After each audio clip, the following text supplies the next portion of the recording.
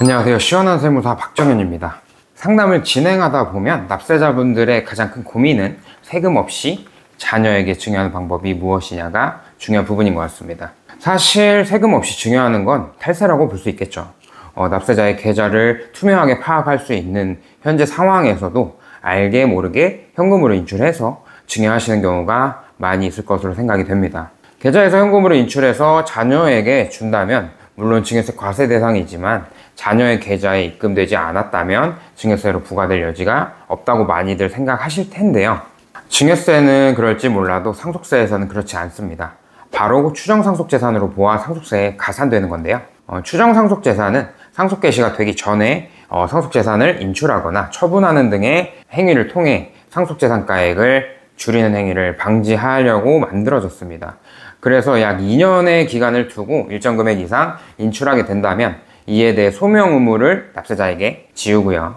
소명하지 못하는 경우에는 상속재산에 합산하도록 하는 규정입니다. 상속 개시일로부터 1년 이내에 2억 원, 2년 이내에 5억 원의 금액을 계좌에서 인출하게 된다면 추정상속재산 과세 대상이 됩니다. 인출에는 현금으로 인출과 계좌이체도 전부 포함하게 되는데요. 해당 인출된 금액의 용도가 객관적으로 명백하지 않다면 대부분의 금액을 상속재산으로 보아 상속세에 가산이 되고 최고 세율 50%를 적용받는 납세자들은 추정상속재산의 반을 세금으로 납부하게 되는 등 어마어마한 세금 부담이 발생하게 됩니다. 현금으로 인출한 금액이라 하면 이제 돌아가신 분의 명백한 용도를 파악하기 어렵습니다. 그리고 사실상 용도가 객관적으로 명백하지 않은 경우라고 한다면 거래 증빙이 없어서 거래 상대방이 확인이 되지 않거나 피상속인의 특수관계인에게 금전을 주는 경우가 있습니다.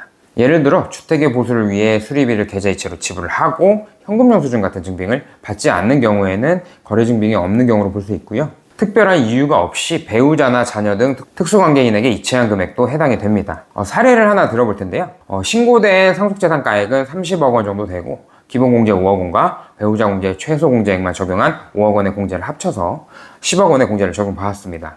20억 원의 상속세 과세 표준에 6억 4천만 원 정도의 상속세가 부과가 될 텐데요. 상속인들은 특별히 사전에 증여받은 재산이 없었기 때문에 이러한 상속세만 납부하고 끝날 줄 알았는데 아니었습니다.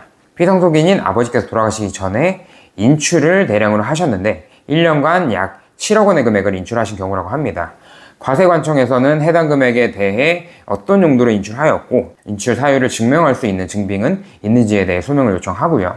그에 따라 납세자가 열심히 소명을 했지만 결국에는 5억 원의 금액에 대해서 소명하지 못했습니다. 그에 따라 상속세에 추가된 금액은 가산세까지 포함해서 2억 원가량 되었습니다.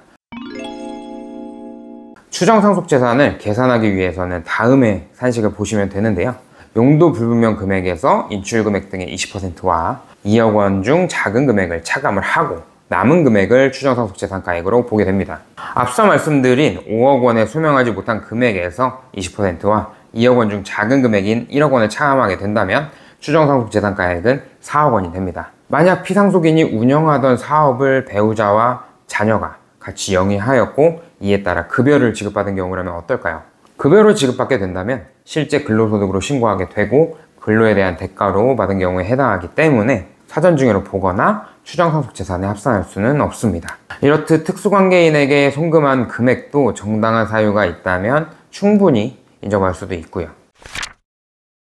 무분별한 현금 인출은 잠깐의 증여세 부담을 줄여줄 수 있을지는 몰라도 상속세에 합산 가능성이 굉장히 높습니다. 오늘 말씀드린 추정상속재산에 대해 고려해보시고 자녀에게 정당한 증여 계획을 세우시는 것을 추천을 드립니다. 오늘 이 영상이 도움이 되셨다면 좋아요와 구독, 댓글 부탁드리고 다음번에는 더 유익한 내용으로 찾아뵙겠습니다. 감사합니다.